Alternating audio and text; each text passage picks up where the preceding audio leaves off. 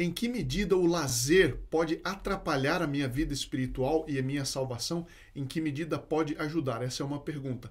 Outra pergunta, que cicatriz o pecado exatamente deixa na alma?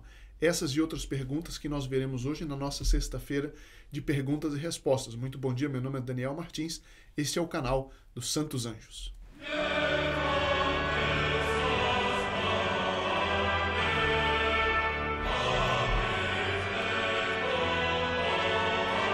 Salve Maria, muito bom dia a todos que nos acompanham, os que estão chegando agora. Toda sexta-feira nós temos uma sessão de perguntas e respostas e nesta semana eu tenho especialmente boas perguntas e várias perguntas interessantes.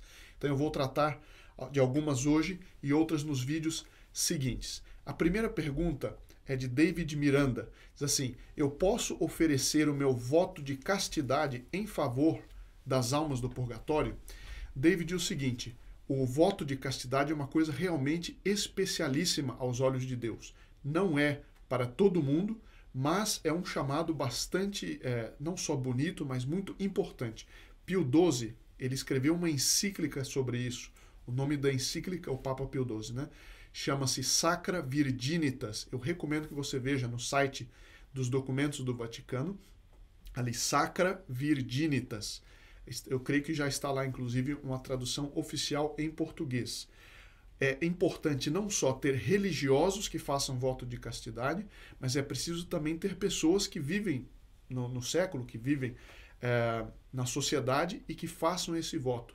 Só uma sociedade que admira a castidade é que pode ter matrimônios fecundos, né, de maneira geral, e que pode ter, de maneira geral, a fidelidade conjugal. A gente vê, historicamente é assim, as sociedades que admiravam a castidade, porque evidentemente que a virgindade é para poucos, então quem faz o voto de virgindade é uma coisa para poucos, mas a sociedade que admira esse voto de virgindade é a sociedade que, historicamente falando, portanto isso não é uma teoria, historicamente falando, é quando então as famílias têm a prole numerosa, em que a fidelidade conjugal se faz sentir na sociedade como um fenômeno geral. Sempre vai ter as exceções, sempre vai ter os abusos, mas de maneira geral é assim. Então, uma sociedade que despreza a virgindade é uma sociedade em que a fidelidade conjugal e a prole numerosa e fecunda não se faz presente. Agora, esse voto de virgindade, evidentemente, que é um ato de amor a Deus, mas é também um ato de sacrifício. É evidente que a virgindade voluntariamente querida ali e buscada como uma virtude, não é porque a pessoa não tem jeito na vida, que não tem possibilidade de se casar, não. É a virgindade buscada enquanto uma virtude. Evidentemente que isso é um sacrifício tremendo, é um sacrifício enorme. E esse sacrifício tem, portanto, um valor expiatório também. Se a pessoa estando em estado de graça, esse sacrifício da virgindade tem um valor meritório, a pessoa merece um prêmio no céu por isso. Ela tem um valor impetratório, alcança novas graças, e ela tem um valor expiatório, tanto para si como também para outros. Então, esse valor expiatório eu posso oferecer pelas almas do purgatório? Sim, evidentemente que eu posso. E, inclusive, o valor impetratório, ou seja, de alcançar novas graças, eu também posso oferecer para as almas do purgatório. Não sei se está claro, então, esse conceito. A segunda pergunta é sobre um outro assunto, que é: senhor Luiz Teófilo, boa tarde. Nos seus últimos vídeos, muito foi falado sobre a guarda do coração. A pessoa que tem essa vigilância sobre os seus atos, né? Gostaria de saber como podemos conciliar o lazer e a vida interior. Muitas vezes sinto que os entretenimentos do mundo me afastam de Deus. Contudo, ter momentos de lazer também não é algo necessário para o corpo e para o espírito? Desde já agradeço pelo vosso apostolado. Sr. Luiz Teófilo, eu creio que essa é uma pergunta realmente importante. Nós vamos focalizar, colocar um pouquinho de lupa, não muito tempo, mas vamos tentar entender o seguinte: é que, sobretudo no século XX e agora no século XXI, sobretudo, já um pouco no século XIX, por causa da Revolução Industrial, veja que eu estou voltando lá atrás para explicar uma coisa que tem a ver com a vida espiritual. Ah, mas você está dizendo que a Revolução Industrial atrapalha a vida interior? É o que eu vou dizer, vou explicar agora. É que com a Revolução Industrial, inclusive, ela recebeu este nome porque revolucionou, ou seja, colocou de cabeça para baixo o estilo de vida anterior. Qual era o estilo de vida anterior? É o estilo de vida em que o dia a dia do homem tinha um certo ritmo que era muito parecido com o ritmo da natureza, né? Então, das plantações, as estações. Então, existia um certo ritmo em todos os séculos até chegar na Revolução Industrial, em que a produção humana, em que o trabalho, em que a sociedade, em que as mudanças em todas as coisas na sociedade, no modo de produção, em tudo, no deslocamento, tudo tinha um ritmo que era de acordo com a natureza humana. Quando veio a Revolução Industrial e o homem descobriu, então, a máquina a vapor, a máquina a explosão e tudo mais, o ritmo de produção, o ritmo da vida se acelerou muito mais rápido do que pode ser absorvido pela mente humana. Então, nós podemos entender o progresso, mas no longo prazo, viver nessa excitação e nessa velocidade muito grande, isso atrapalha, pode ajudar materialmente a ter mais produção, a ter mais produtos, a ter mais certas benesses materiais, mas no longo prazo tem um grande peso para a vida espiritual. Por quê? Para nós nos unirmos a Deus Nosso Senhor e pensarmos sobre a eternidade, nós precisamos de recolhimento, nós precisamos de uma certa estabilidade. E essa velocidade da vida pode ajudar materialmente muita coisa, mas no longo prazo produz um monte de neurótico, produz um monte de gente que não tem paz interior, não tem paz pessoal, pessoas que perdem a capacidade de ter um relacionamento humano profundo, porque tudo é produção, trabalho, produção, velocidade, transporte. Isso, a pessoa chega no fim do dia de tal maneira acabada por esse ritmo psicológico, pelo ritmo da vida que altera o ritmo psicológico, que torna difícil a concentração, torna difícil a reflexão. Agora, como é que eu vou conhecer mais a Deus? Como é que eu vou conhecê-lo se eu não tenho esse mínimo de paz para refletir? Porque o conhecimento vem não só da informação que eu recebo, mas como eu faço para digerir essa informação, ou seja, a reflexão. As pessoas antigamente talvez tivessem menos benesses materiais, menos facilidades, mas todos podem me dizer se eu estou mentindo ou não, mas quando a gente conversa com nossos pais, com nossos avós, a gente sabe que o ritmo anterior, né, às vezes tinham certas durezas a mais, mas as pessoas pensavam muito mais, tinham mais sabedoria, tinham menos informação, mas tinham mais sabedoria. O que acontece hoje, muito pior até do que na Revolução Industrial só do ponto de vista da produção, nós temos uma revolução informática. Ou seja, a informação, o fluxo de informação que chega até nós é tão grande e tão desordenado e tão sem hierarquia. Ou seja, nós temos ao mesmo tempo informações muito sólidas junto com informações que são fake news, se fala tanto de fake news hoje. E isso, o que acontece, também oblitera a nossa capacidade de refletir e, ao refletir, conhecer mais aquilo que só nós somos chamados a conhecer de Deus. O senhor vai dizer, mas o senhor não está falando nada do lazer. Então eu vou agora para o lazer. E faz parte da mentalidade da Revolução Industrial é que a gente tem que produzir tanto e correr tanto que depois, para ter uma válvula de escape, a gente sente a necessidade de se divertir demais. E a gente vê o abuso do trabalho e do ritmo da vida leva a um abuso do lazer para tentar fazer escapar a frustração daquela velocidade antinatural. Então, por que eu estou dizendo isso? Porque eu reconheço que é uma situação não é fácil de resolver. Porque a pessoa sente essa necessidade da diversão. Agora, um início de solução é a gente entender a diferença entre diversão e entretenimento. Porque muitas vezes as pessoas caem numa frustração enorme porque acham que o que vai aliviar essa vida corrida é a diversão. Na realidade, se a gente entende a diferença entre diversão e entretenimento, isso ajuda a entender. Muitas vezes as palavras são usadas como sinônimos, mas a gente pode entendê-las de uma maneira diferente. Diversão nós podíamos chamar aquilo que nos ajuda a desviar a atenção do dever, do trabalho, da obrigação. Então seriam jogos, a pessoa que joga futebol, a pessoa que assiste uma coisa na televisão ou assiste filmes. Isso pode ser chamado mais como diversão.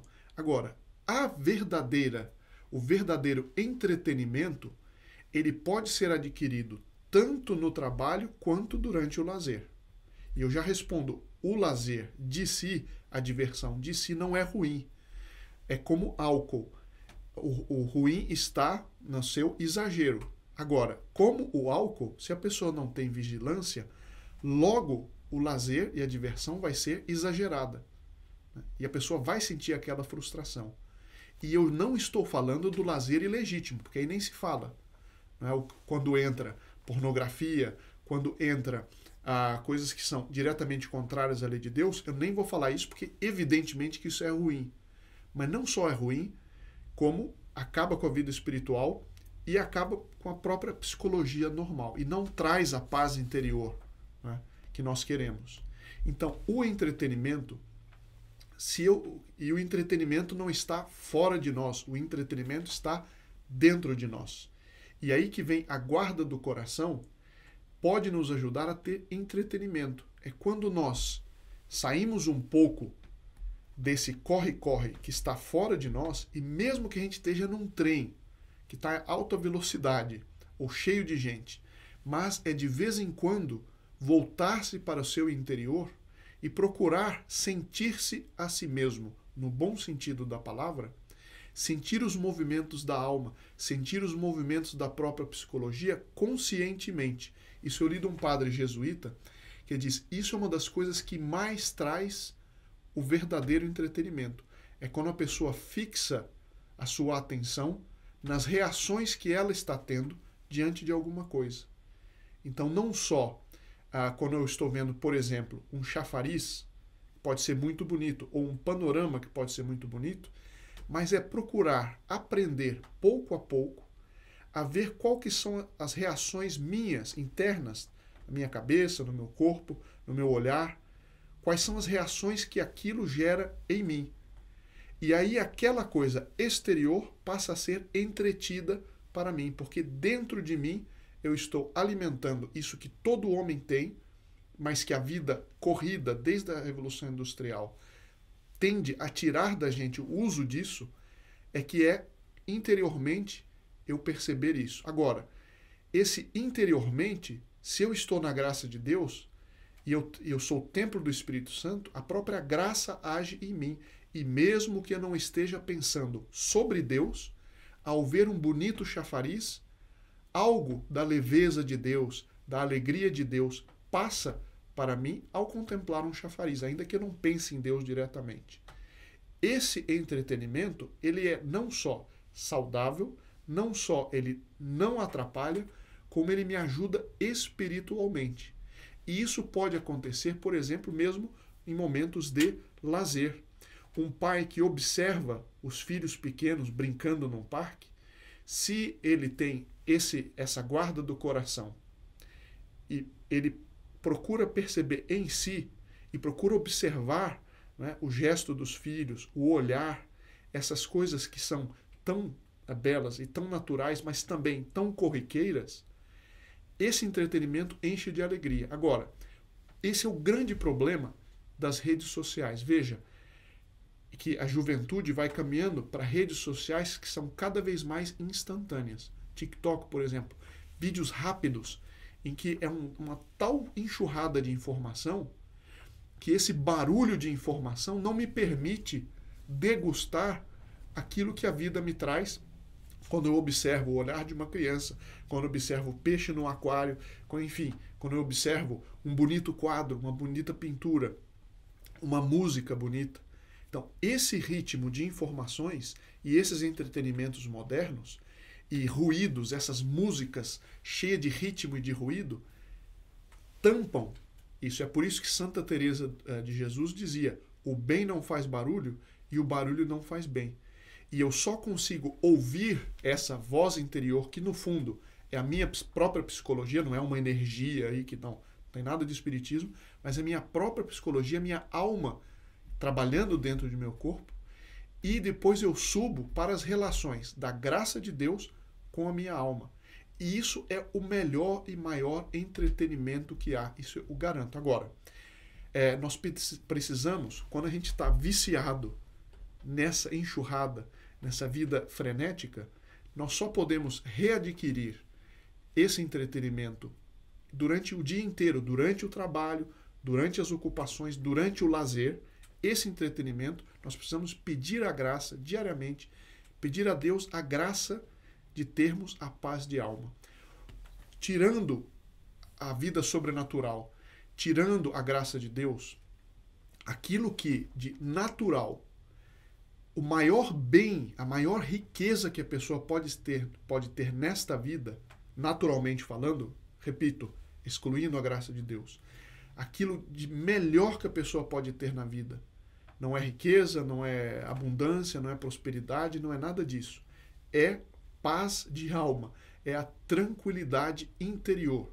Essa tranquilidade interior, ela vem, por isso que eu estou dizendo, e a vida moderna, portanto, é uma mentira de que nós vamos conseguir a felicidade simplesmente através da diversão.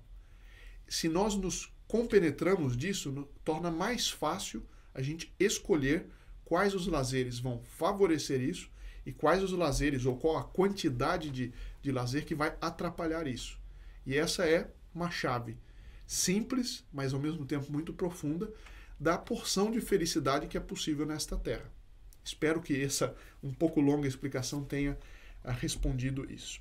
O Sr. Teófilo Aparecido de Jesus pergunta: agradeço a explicação sobre a questão do purgatório e entendi agora o problema dessa expiação dos pecados. Eu imaginava que o pecado deixa marcas na própria pessoa e que, se redimindo no purgatório, ela se purifica.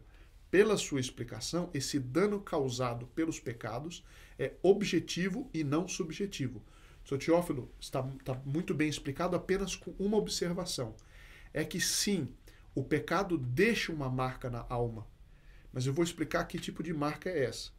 Assim como nós nascemos e herdamos o pecado original, quando nós somos batizados, aquela culpa que nós herdamos, a culpa original, nos é perdoada.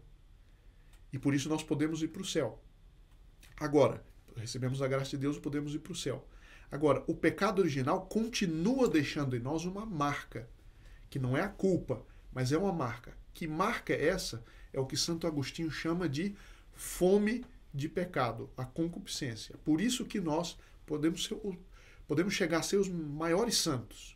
Enquanto estamos nesta terra, nós temos a possibilidade de cair. Nós ainda temos aquela fome de pecado, que é a concupiscência.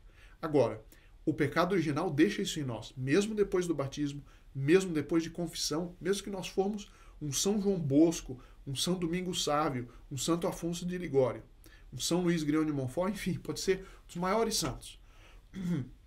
Nós continuamos com isso. E essa é a marca do pecado. Agora, o pecado atual, ou seja, o pecado que nós cometemos, também deixa uma marca. Certo? Ainda que ela seja inteiramente, a culpa seja inteiramente apagada por uma indulgência plenária, a marca, o que é essa marca? É uma tendência especial para aquele pecado. Isso fica muito claro. Você imagina uma pessoa que é um alcoólatra, certo? Durante vários anos, ele se converte, ele se corrige, deixa de ser um alcoólatra e se torna um grande santo. Pode acontecer? Pode acontecer. Aconteceu com Santo Agostinho, não com álcool, mas com outros pecados. Ele se torna um grande santo. Só que é evidente que, normalmente falando, salvo um milagre ou salvo uma graça muito assinalada, mas normalmente falando, esse santo que foi alcoólatra durante muitos anos, não é mais, ele tem, repito, geralmente falando, mais tendência a cair no alcoolismo do que uma pessoa que não é santa, mas que nunca foi alcoólatra, nunca abusou do álcool. E aí fica mais claro a gente saber que existe sim uma parte subjetiva, que é essa tendência, essa fome de pecado, que é maior no que foi alcoólatra para o pecado do alcoolismo, do que uma pessoa que não foi alcoólatra, às vezes até uma pessoa ruim em outras coisas. Mas aquela tendência ela não tem, como esse santo, desse exemplo que eu estou dando, que foi alcoólatra. Eu não sei se está claro esse ponto. Portanto, existe sim algo que fica na pessoa, que é essa tendência maior. Agora, essa tendência maior ao pecado, ela não impede em nada a santidade, desde que a pessoa ela tenha uma defesa muito maior do que antes contra aquele vício. E é o que os santos fazem.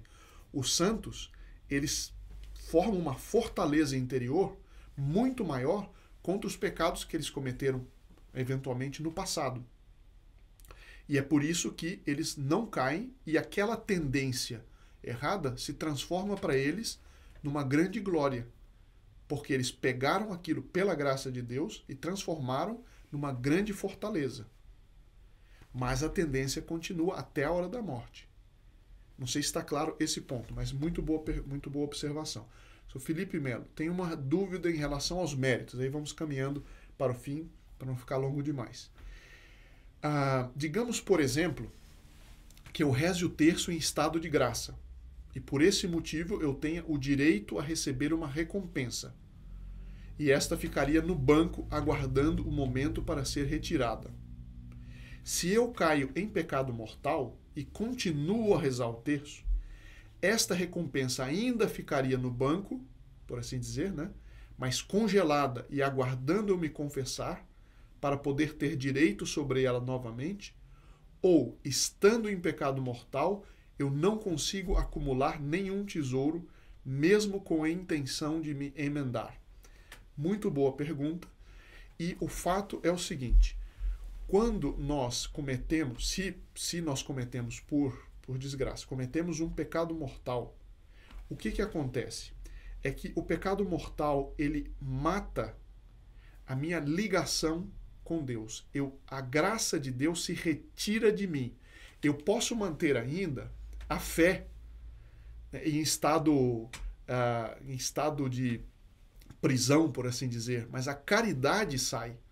Eu perco a caridade sobrenatural. Eu não tenho capacidade de amar a Deus verdadeiramente, porque eu me separei dele pelo pecado mortal.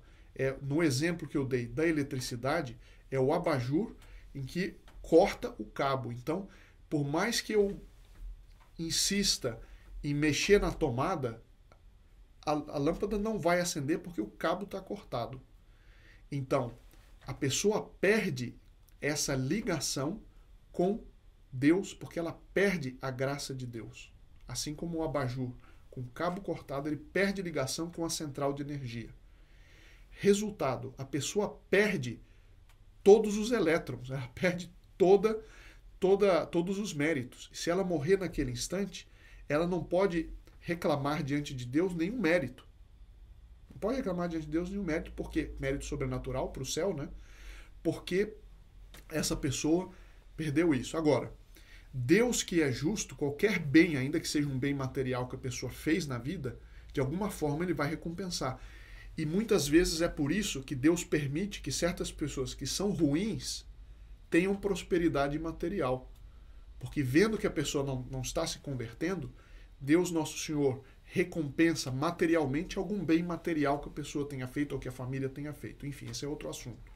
O fato é que a pessoa, quando peca mortalmente, ela perde todos os méritos. Agora, Deus Nosso Senhor, que é onipotente, se nós recobramos a graça de Deus pela confissão ou por um ato de contrição perfeita, nós readquirimos, porque Deus, Nosso Senhor Jesus Cristo, tem o poder de transferir os méritos no fundo são a participação nos méritos dele, então para ele não há nenhum trabalho em recuperar todos os méritos, e mais os méritos da confissão, mais os méritos do arrependimento verdadeiro.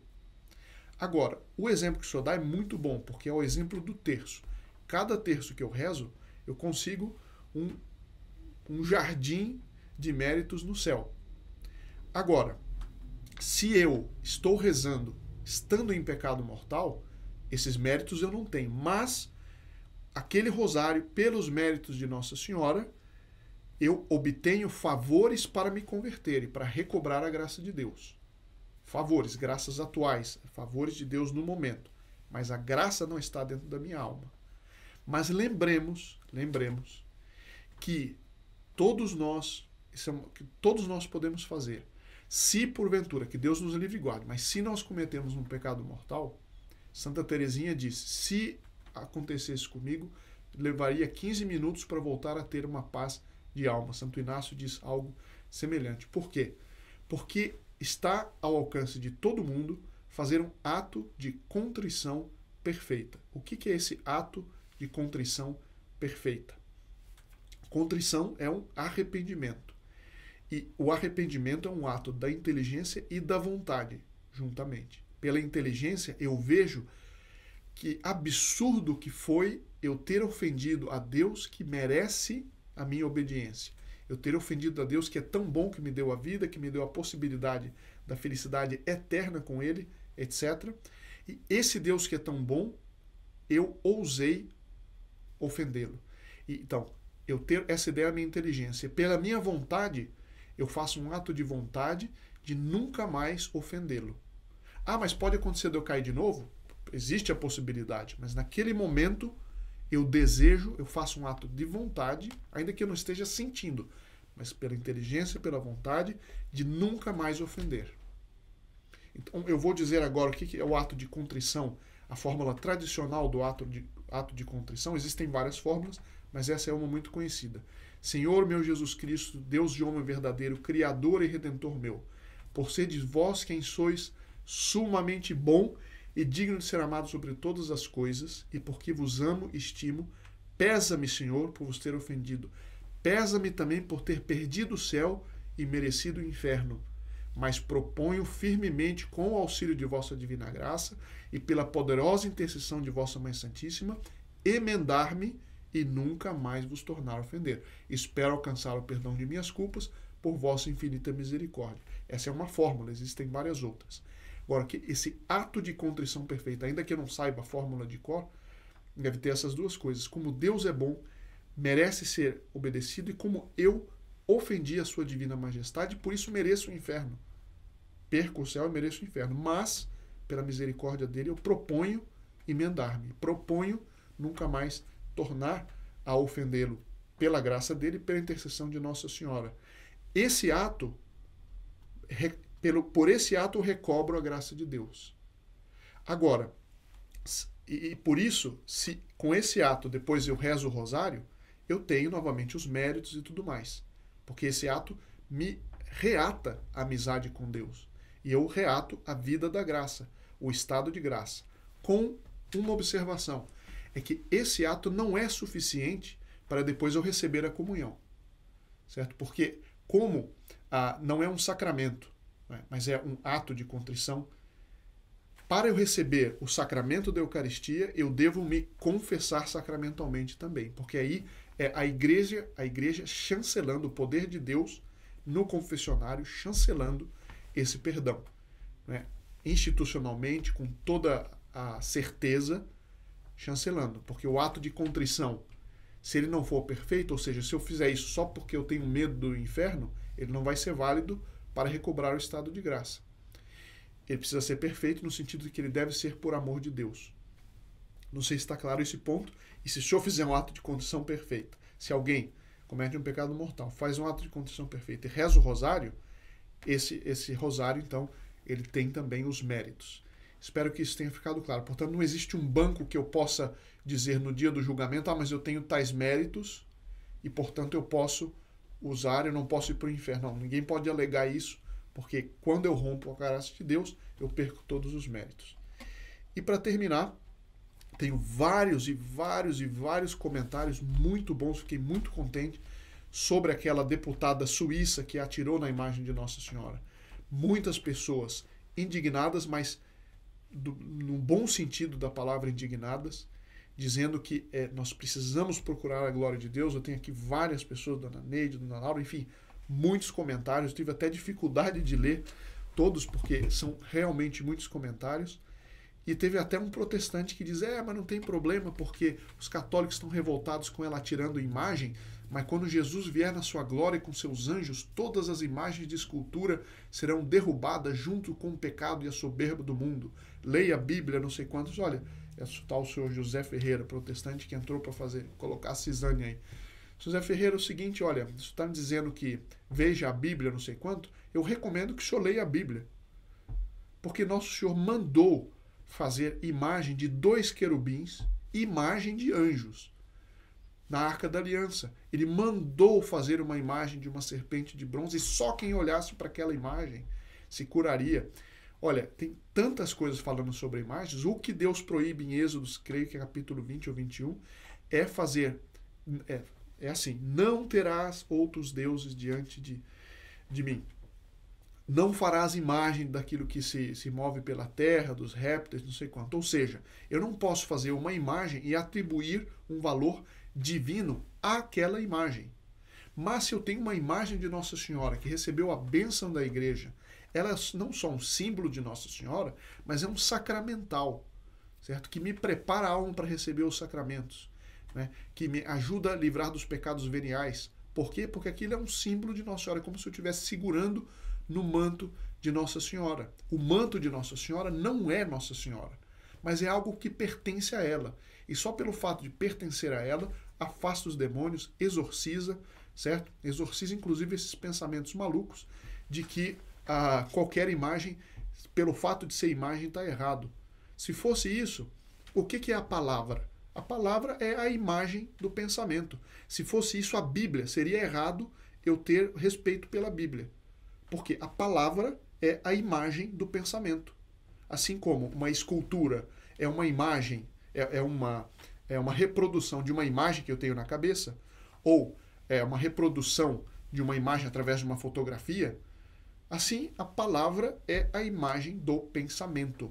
Então, se eu já vi protestantes fazendo monumentos para a Bíblia, aí então pode? Eu posso fazer então um monumento para a Bíblia? Isso não é uma imagem? A Bíblia de si não é uma imagem? E Nosso Senhor então mandou fazer um pecado, quer dizer, construir imagens para a Arca da Aliança? Quer dizer, isso daí é simplesmente falta de ler a Bíblia, tá bem? Então eu recomendo que o senhor leia a Bíblia, que o senhor tanto fala, leia a Bíblia, tá bom? Eu espero que com isso tenha respondido um pouco. E, como eu disse, são vários outros e eu vou nos próximos vídeos tratar sobre outros comentários. Muito obrigado e até o próximo vídeo, se Deus quiser.